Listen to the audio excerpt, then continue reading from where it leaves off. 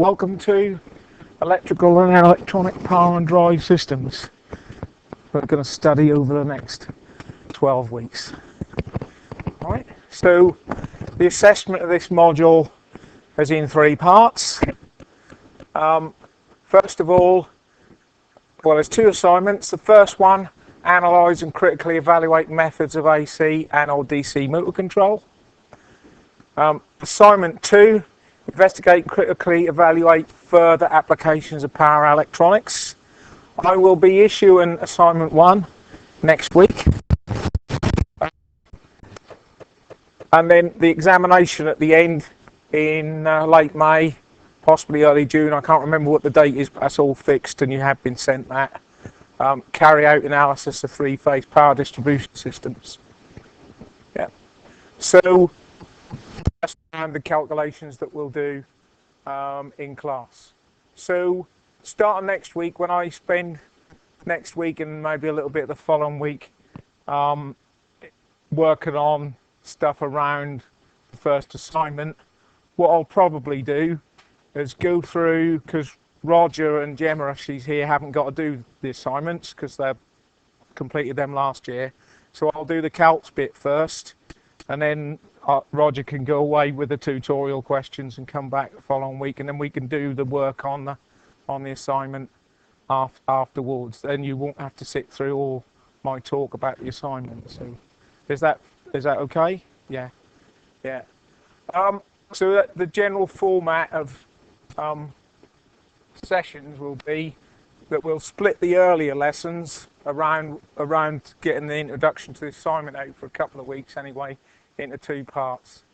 Part 1, analyse the power systems, the bit that's assessed in the exam. So I'm going to just shift that to after the part 2 bit so that Roger can get away and don't have to sit through it. Okay? And then the other half of the session, probably a little bit less than half the session, analysis of motors and other uses of power electronics. Okay? And then towards the end of the module, all teaching time will be devoted to the exam topic. Okay? The second assignment, I don't tend to do very much about that. We'll have a chat about a few bits and pieces, but most of that's really a research assignment around a chosen topic from a choice of 2, normally. I might even put 3 on this year. It depends whether I can dream anything else up. All right? So, go on. I have got them, I think, somewhere. Can I avail of you of those next week? Yeah. All right. So calculations and towards this topic about analysing power systems and what's understanding and the calculations necessary for the exam, we'll go through a particular topic, and then I issue tutorial questions around that for you to work on for the rest of that session with my help and that kind of thing. Roger's familiar with that, and that seemed to work fairly well. Once that's done, videos go up on Brightspace, worked answers to the tutorial questions go up, as well as copies of the handouts in case you happen to lose them or you want a spare copy, and the scribbled over notes from the board get PDF'd and they get put up as well. So I'll do as much as I can to help you.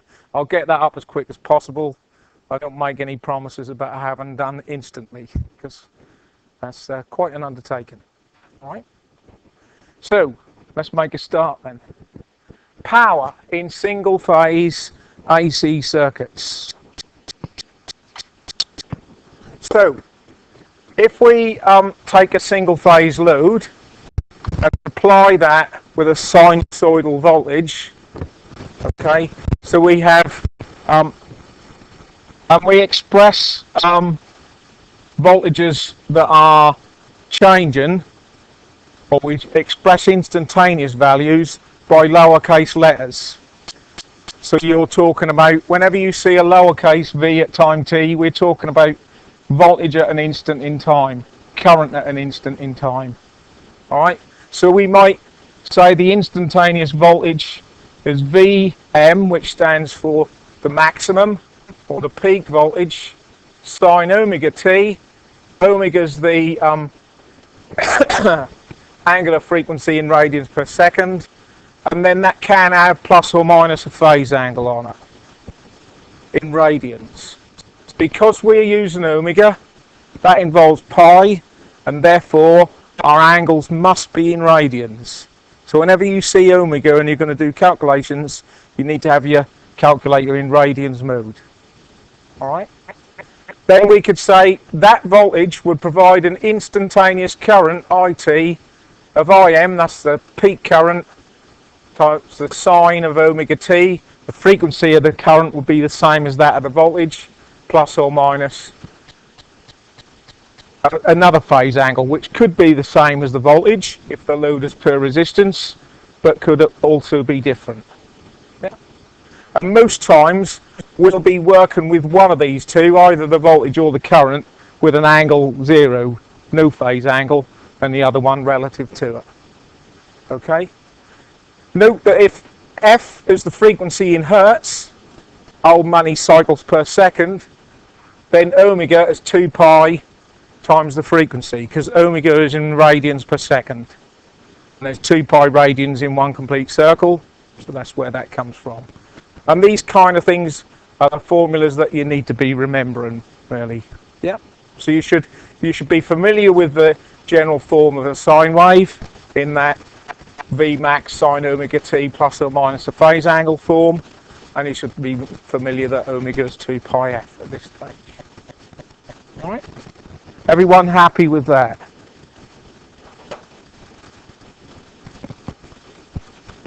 So, it follows that the instantaneous power, little p at time t, delivered to a load, is the product of the voltage V at time t and the current I at time t. So we just multiply those two together. Dot you might not be able to see. So multiply to us Vx sine omega t plus or minus the angle and If sine omega t plus or minus the angle. That would give us the instantaneous power at time t.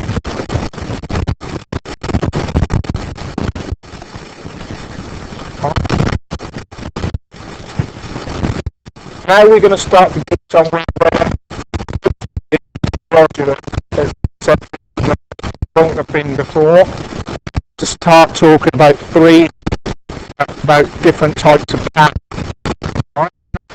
Active power first. So where the level is produced, the current voltage and all the power generated convert into useful power. So if we draw phasor diagrams of the current and voltage, these are only not at the top of each other for clarity. So they're both at the 0 angle in terms of left to right. That's the prime voltage, and they're in phase with each other. And at all instances in time, they will be in phase with each other. Power is the horizontal phasor in what we're going to look at this evening in terms of the power triangle. So it's always the horizontal component, and that is the useful power, as we'll come on to do. We can calculate power in this instance from the generator voltage times the current, or we can use I squared R, or we can square the generator voltage and divide by R. They're the three familiar options for calculating power.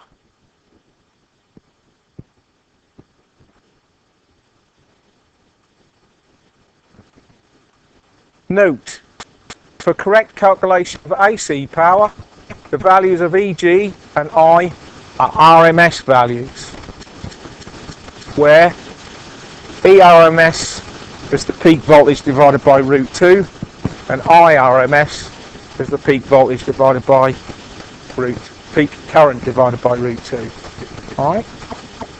And can anyone remember what RMS means and what it means in terms of that voltage to a load and the power?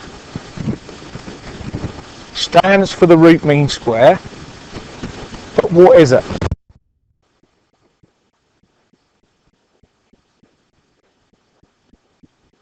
Absolutely correct, yeah?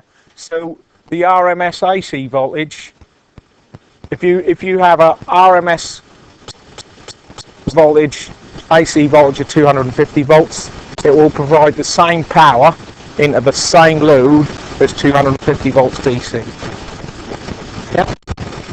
Now if it's not sinusoidal, that root 2 underneath won't be true, the conversion would be different. So that's for a perfect sine wave. And then if I graph here, I've graphed the V at time t in blue and the current in red, and then the yellow one is current times voltage at all instances, and you get this waveform here. And you'll notice that all of it above the x-axis, and therefore all the power is being delivered to the load. All positive power, as it were. Yeah. All happy with that?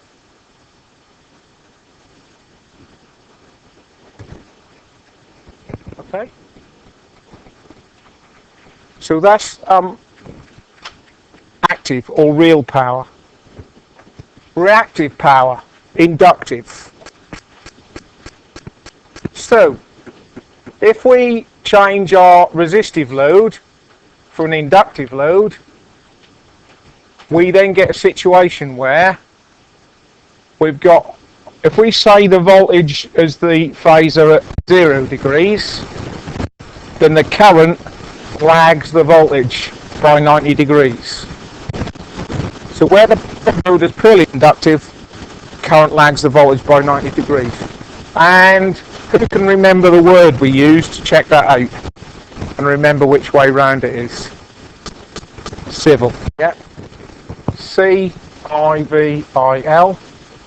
In an inductive circuit, so over this side of the word, this half of the word, inductive half, current comes after the voltage.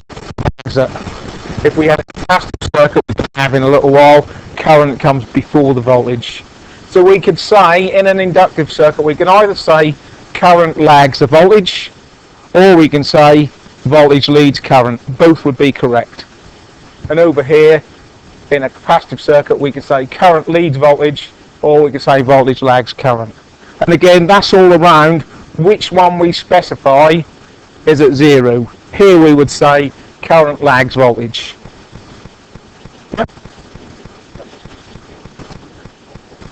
Yeah, all positive angles are anti-clockwise round the circle.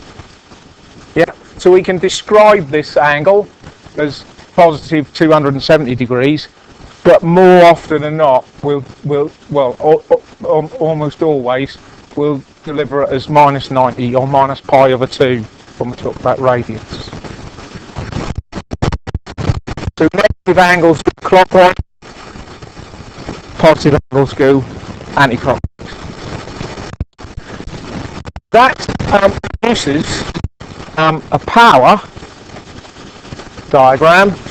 I'm going to come back to the power bit up on the right hand side at the top there in a minute. Here again, if I plot in blue, there's voltage at time t starting at 0, and the red one is current at time t, which peaks after the voltage by 90 degrees. Okay, and then I multiply those two together, I get a waveform where for half of the cycle the power is below the line and half the cycle that's above. So in this half cycle where it's above, that's passing power to the inductor, but in the other half cycle that's giving it all back. And what that's around, first of all, we can't possibly make a pure inductance anyway, because that's a coil of wire and that would have some resistance. But if we could, all your energy would be going into magnetising the coil and then giving that magnetism back again in the opposite half. if you think of it like that. Yeah. So there's no useful power being used there. There's no useful conversion of energy into heat, rotation, mechanical movement, whatever, light, etc. Right. So go on. They have a reactive portion to the current. Yep. But they also have a P part as well. And then that all comes together as apparent power, which we'll get to in a minute. Right. So yeah, try not to get ahead of yourself. So I've left a dashed line there representing where 0 degrees is, or 0 radians. Okay.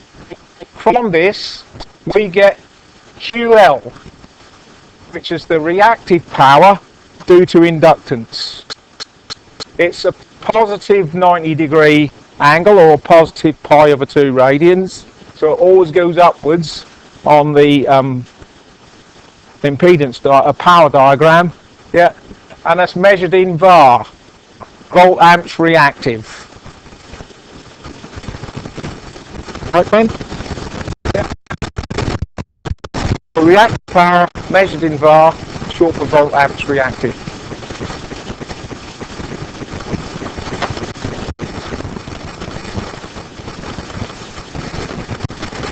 So, summary, waveform shows each positive power pulse is matched by a negative one, meaning no electrical power is converted to useful.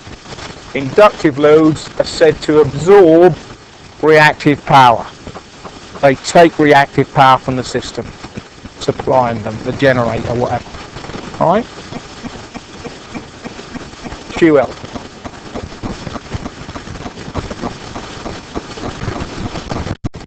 Conversely, reactive power capacitive. Got 2 slides the same now for some reason. I don't know if you've got 2 handout pages the same. 2 that say reactive power inductive at the top. Oh, okay, hang on then, let's have a look at it. Yes, that has. Reactive power inductive. So, reactive power absorbed by the inductor, QL, can be found as follows. QL is EG times IL. It must be the inductive current only. Yeah. You can find it by IL squared times XL, XL being the inductive reactance. Alright, and we'll look in a minute calculation inductive reactance, or the generator voltage squared over the inductive reactance. Again, we must isolate that one component to be able to do that way. Alright? And this is, I'll warn you, this is inevitably going to end up with some complex number work pretty soon. Alright? So, we calculate XL either by multiplying omega by L or by multiplying 2 pi f times L. And that's where L is the inductance in Henry's. Right, boys? Yeah? L would be the specified inductance of the inductor in Henry's. Yeah. Yeah. In a question, you'll either be given the inductance, you need to use one of those 2 formula depending on whether you're going to calculate. You could be given XL in ohms directly. Yeah.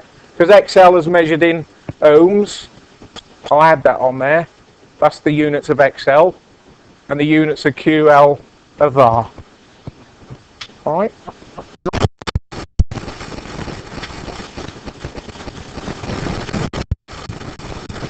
Happy about that?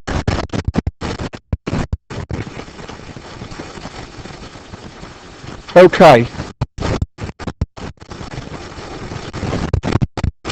Reactive power capacitive.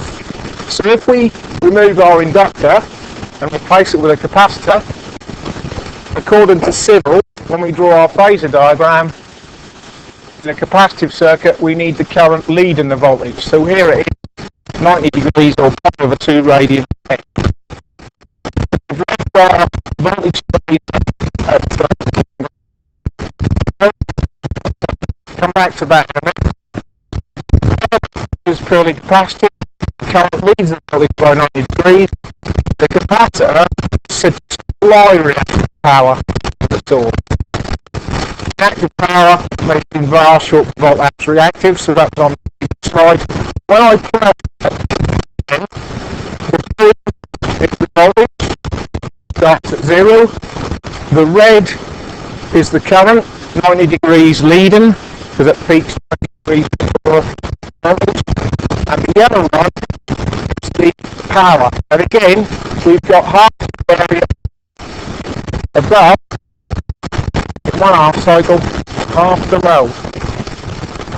So, in 1/2 cycle, the capacitor's given some reactive power to the system, and then in the other half, it's taken it back, charging and discharging as we go through the AC.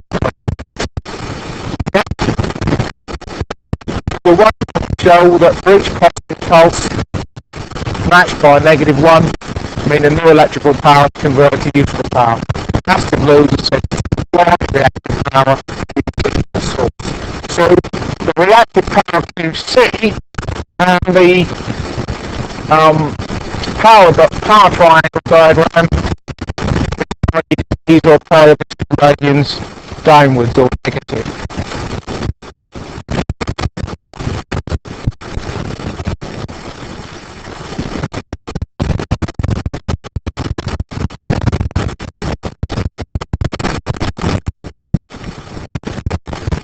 Right, and for Abby, please show me that and also a little bit.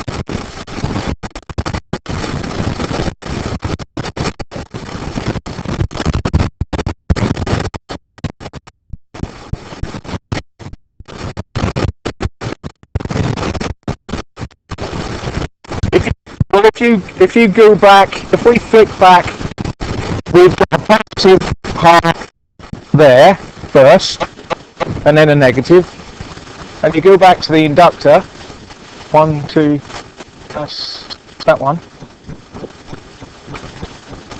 Oh, that's the wrong one, must be the next one.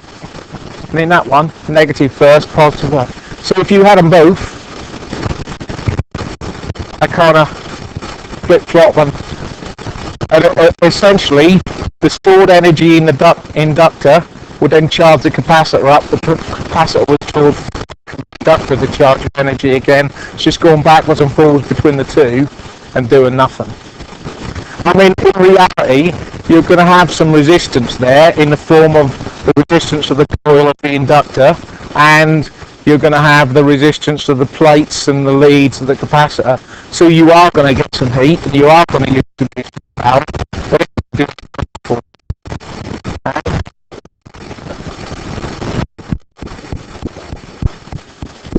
But they cancel each other out. Yeah. Right? Not a situation you want, really. Certainly not in series. Alright? Everybody happy with that up until that point, yeah? So again, if we want to look in terms of calculation, reactive power absorbed by the inductor QC can be found as follows. We can multiply the generator voltage by the capacitive current. We can square the capacitive current and multiply by XC. Or we can square the generator voltage and divide by XC. The result is var amps reactive. And this is where we calculate XC from 1 over omega C or 1 over pi FC. And that's where the opposite bit comes in. Because our XL is omega L, and this is 1 over omega C. So for given values, the key thing is they're frequency dependent. So if we increase frequency, the will get bigger, so you'll get smaller and vice versa. Not frequency power system, that they are dependent. Okay.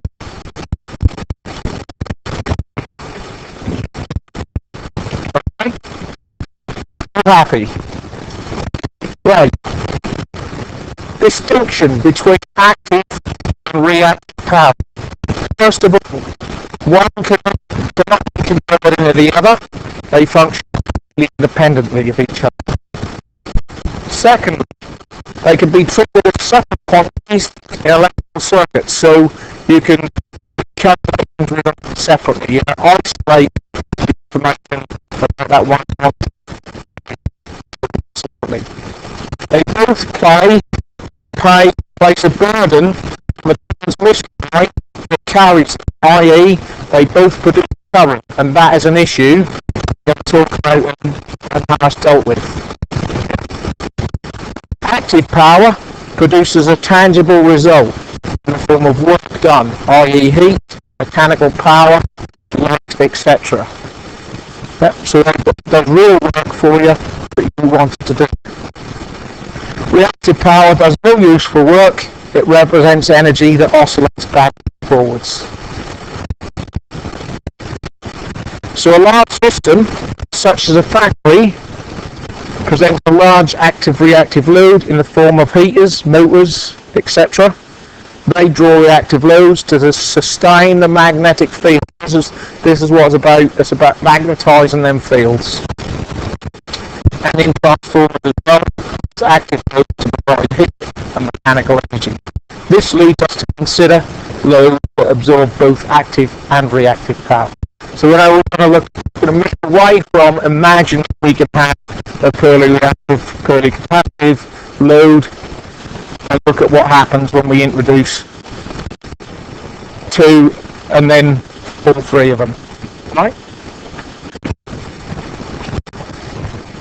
So when we start to combine real and reactive power, it's where the fun starts.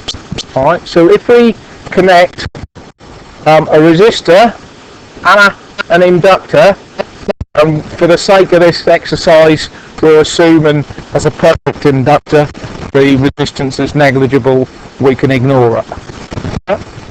So we've got this resistor and inductor. We draw a phasor diagram, and I'll keep to my colours I've got on here. The blue is the voltage, I'll draw it across the top there. The red is the current in the inductive circuit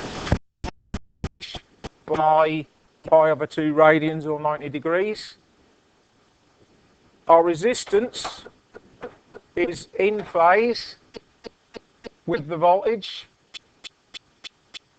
Yeah, it's always the in phase, zero in the impedance situation, and therefore the current through, if the voltage and current are in phase for resistance, but voltage and current are out of phase for the inductance.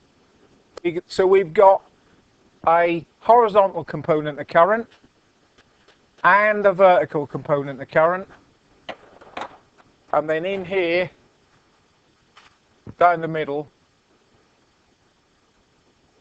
we've got this current here.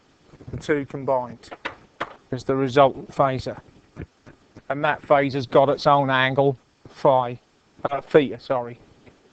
Alright, and we can draw a power diagram with P horizontal always and QL vertically upwards. QL as in var.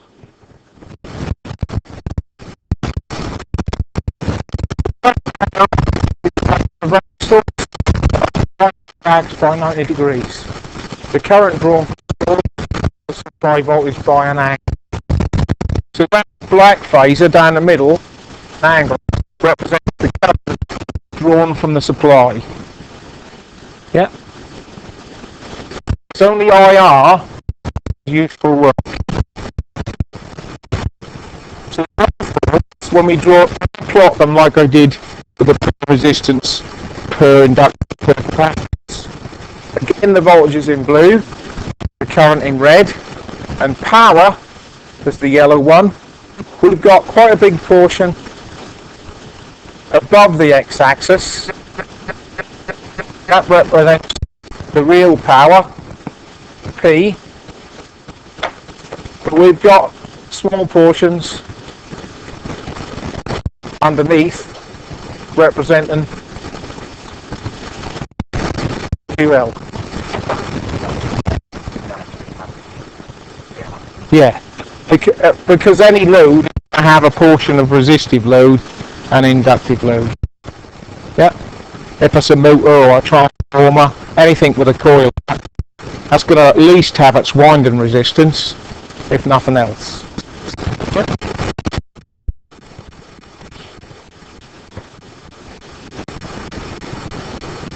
So there's two positive areas representing real power, P watts, two negative portions representing reactive power, QL in var.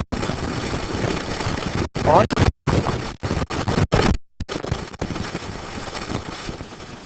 Yep.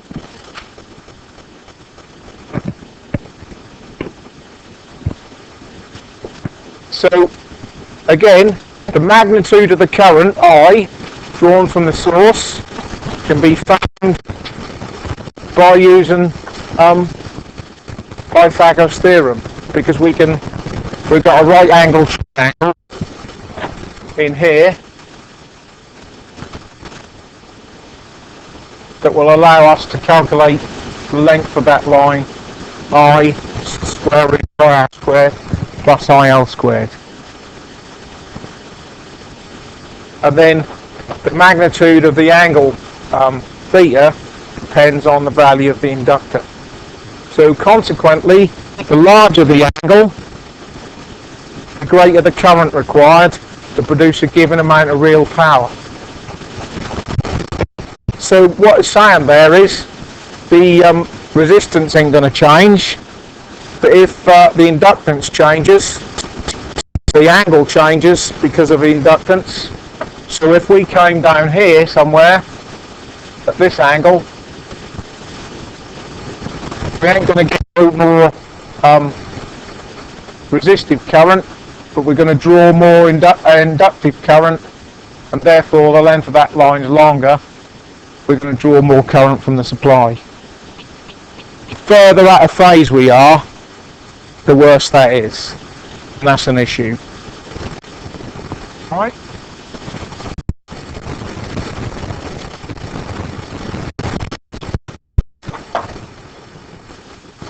Consequently, the larger this angle, the greater the current required to produce a given amount of real power dissipated in the resistor. More about this shortly.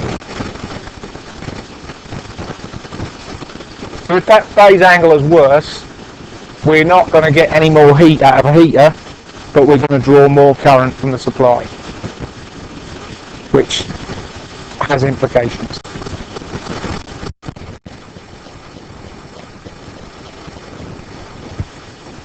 Right, real and reactive and apparent power. So we've looked at these real power, P in watts, and we've considered QL in var. We've also considered QT, so that could equally be that. Okay.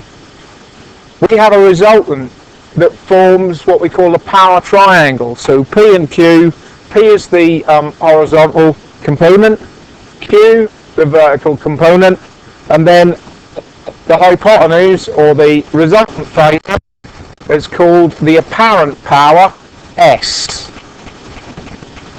Yeah.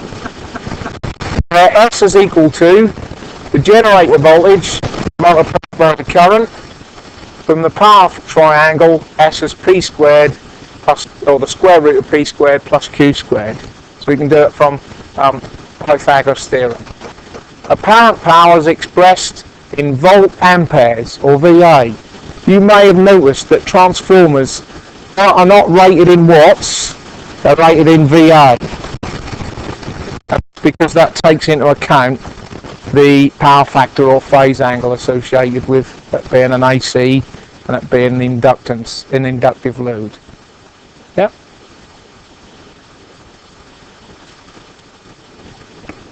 So the apparent power S forms an angle with the real power P, theta, that is the same as the angle of the lagging current.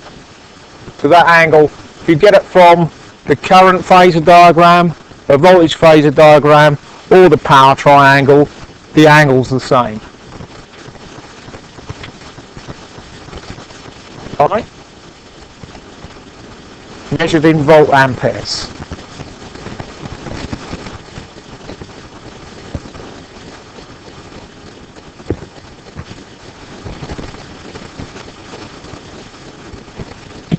Reactive loads and power factor.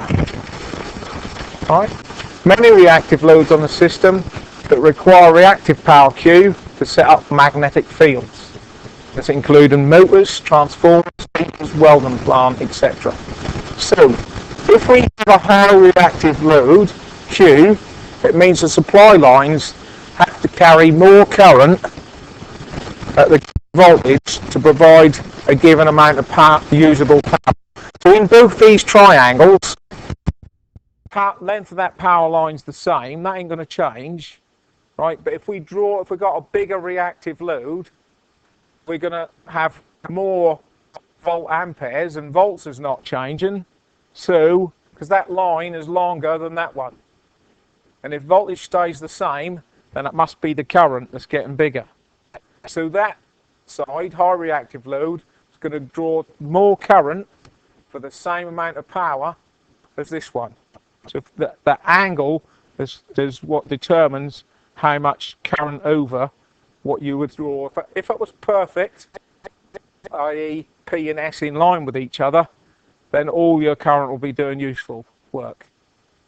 But with a motor, with that angle in there, then you're always going to have some current that's doing this magnetizing of the coils and motor windings. Yeah.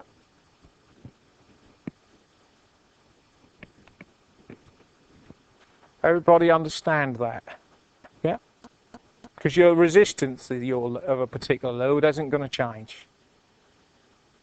Yeah. So with a big factory like Birdseye or like the Sizewell, or I don't remember where you work, Ben, but you've got lots of motors and things, transformers.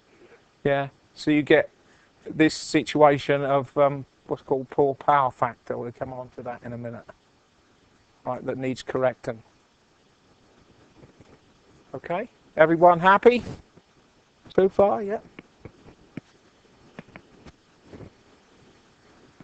So when we get this situation where the angle's quite big, we say the power factor is low. It's poor because it will draw more current to get a particular amount of power than we would in this situation, high power factor. Power factor for a particular load or combination of loads, it's the ratio between the real power and the apparent power. So power factor is P over S. Yeah. If you look at that in terms of the angle, that's the adjacent side and the hypotenuse. So what trig ratio? Yeah, cosine. Yeah. So power factor is cos of the angle. Yeah. So down here, if we were down here, we'd have unity power factor, perfect. As that angle gets bigger, power factor goes down 0.8, 0.6. As this angle becomes steeper, because cosine of 90 degrees is 0. Yeah. Alright, everyone understand that? And that's usually expressed as cos theta, that ratio. So if big places like Birdseye will have a power factor meter that will show the phase angle it currently is, what the cost is, where that power factor correction.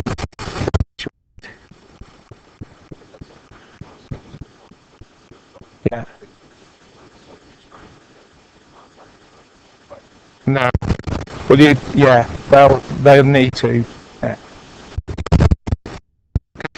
the issue is we want it at a minute but get penalised. Implications of poor power factor. So the implications are that the transmission line, like the power lines, can only carry a finite amount of current according to their size. Yeah. So because a low power factor results in more current being needed to produce a given amount of useful power, it means that less useful energy can be transmitted by that line.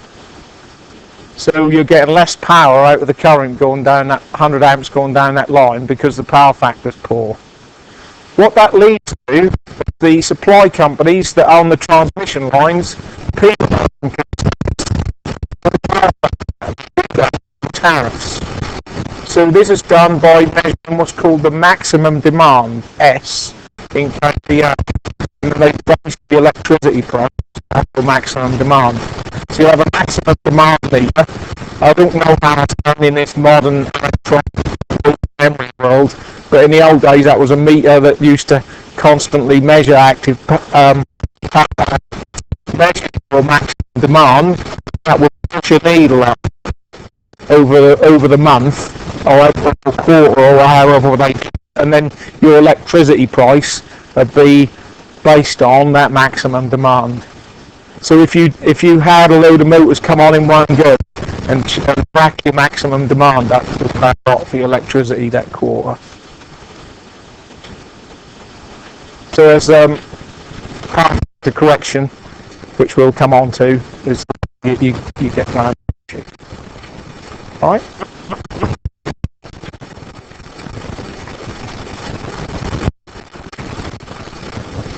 So in your notes you've got, and I have no idea how old this is, but it's just a way of showing you on low voltage systems, for each kilovolt ampere of maximum demand made each month, they'll charge you according to that. So for each kVA they charge you 820 pence, and then 620 pence May or October. I don't know whether that's a seasonal thing, but they charge you more in the winter than they do in the summer. Probably because the winter demand in general is going to be higher because people got the heating on, I suppose. But I just put that in there as a way of showing you kind of how that works. Yeah. So the higher your maximum demand is in kVA, the more you'll pay for your electricity that quarter or whatever the billing period is. Yep.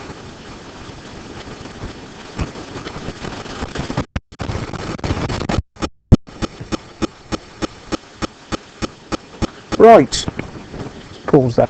So this is question 1 on the tutorial question sheet, and it says, what meter connect to a 230 volt phase line? So we got 230 volts. The feeds an AC motor, and they're respectively indicated. So E is 230 volts, P is 1400 watts, and Q is 720 bar.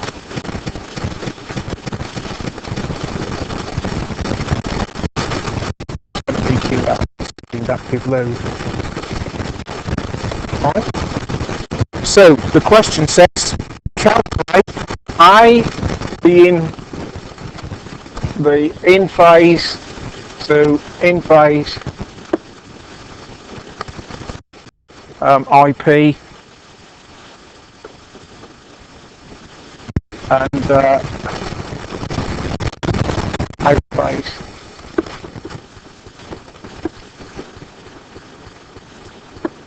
IQ, so the horizontal current component and the vertical current component.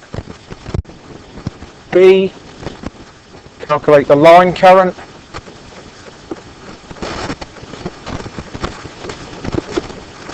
C, see the apparent power,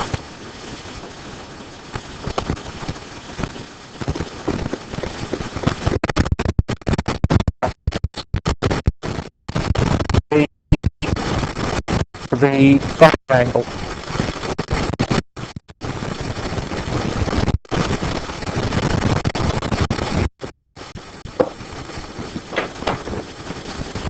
Yep.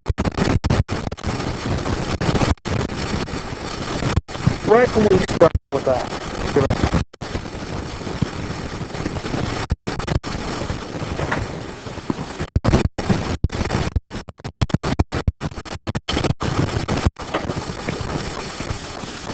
Anyone got any ideas?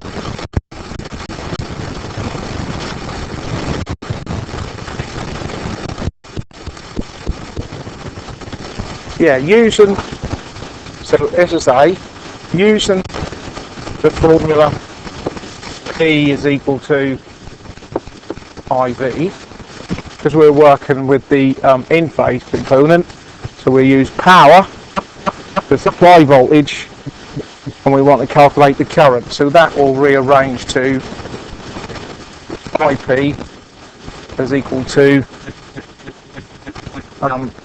P over V. That is 1400 over the 230 equals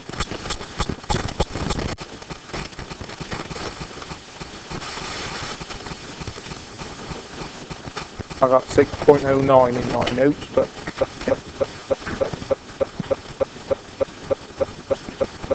yep. How about calculating the IQ? Or the, yeah, IQ. What are we going to use?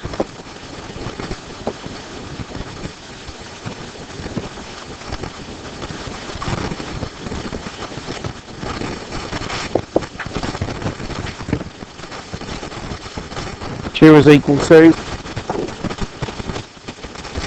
that's equal to 720.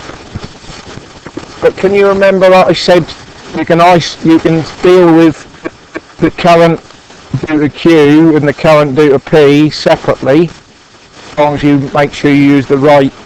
So we can use Q. We want to calculate IQ, and we can use the voltage because that's the same voltage. So that rearranges to IQ is equal to Q over V. 720 over 230, which is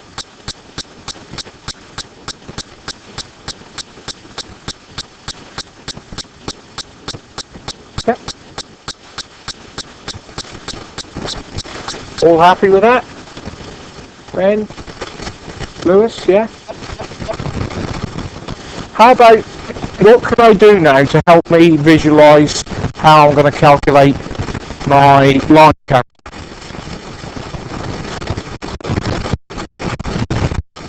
Draw the triangle, yeah. It's worthwhile doing that in these problems. We've just calculated IP. Well, that's a current triangle, really. Yeah. We've got this, and I'm going to be true to form. Just going to make sure we emphasise this is current. There's a current lagging and leading in this particular. Lag. So we want IQ lagging IP. And our line current is going to be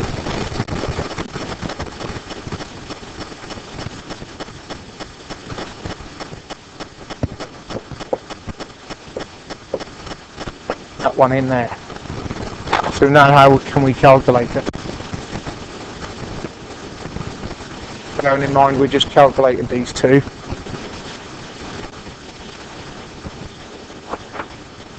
I line equals the square root of IP squared plus IQ squared. Yeah. It's root 6.09 squared plus 3.13 there equals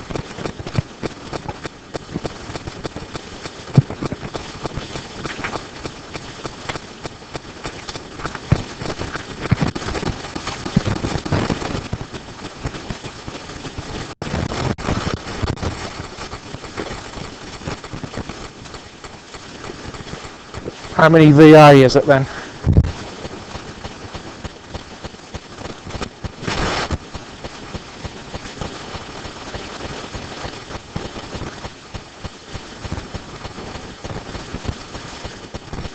Right, yeah, we're on that, aren't we? Sorry. Yeah, 6.85 amps, yeah.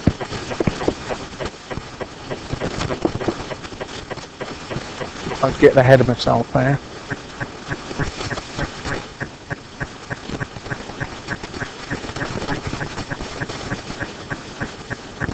Part C. What else could we draw?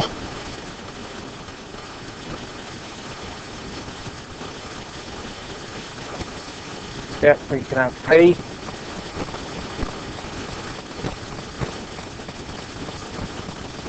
QL and S. We've been given these two. This is 1400.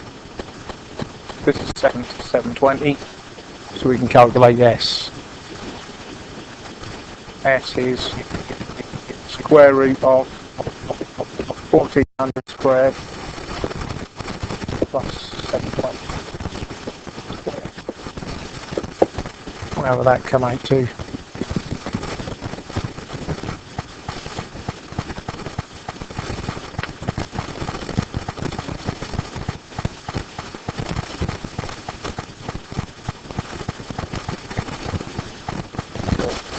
$1,574 onions, tomatoes, spuds, VA.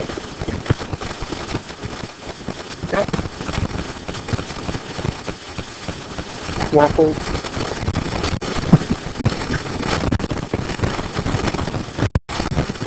Oh, okay.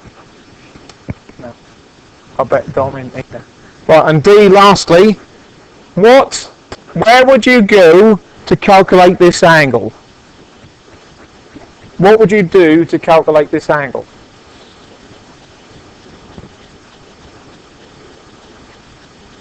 Remember what I said, the angle, is that angle there, or equally that angle there.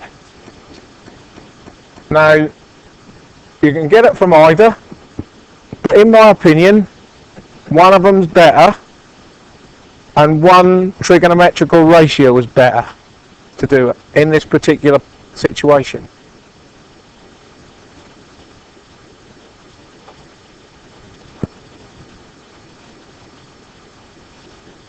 You had the power one, and which ratio would you use?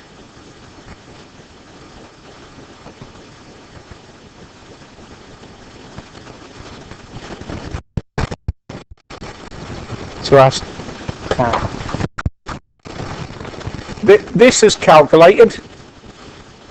All the currents are calculated. These two have been given you in the question. Haven't been rounded. Yeah. So we'll use tangent of the tangent ratio to calculate the angle. Can't always pick a perfect situation, but if you can use given values that haven't been rounded, do so. Yeah. So part D, we can say that the tangent of theta is equal to Q, the opposite side of a P, the adjacent side. Therefore, Q, hang on, not Q, theta, tan to the minus 1 of Q of a P.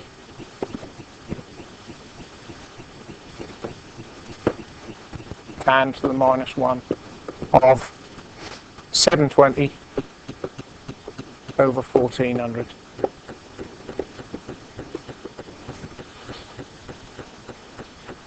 And you can have your calculator in degrees here. They're more understandable in terms of you can visualize an angle in degrees better than you can one in radians.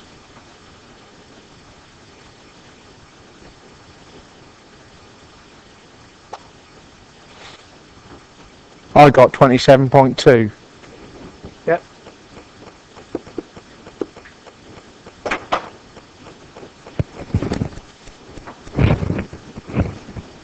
Okay.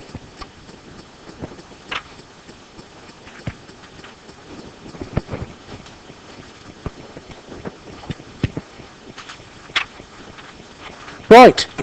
What I suggest that you do is carry on this